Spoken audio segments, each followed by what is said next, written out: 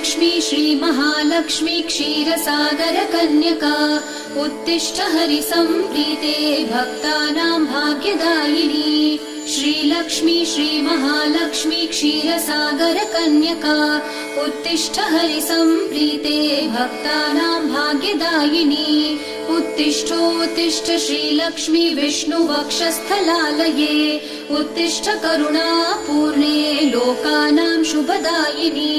उत्तिष्ठोत्तिष्ठ श्रीलक्ष्मी विष्णुवक्षस्थलालये उत्तिष्ठ करुणापूर्णे लोकानां शुभदायिनी।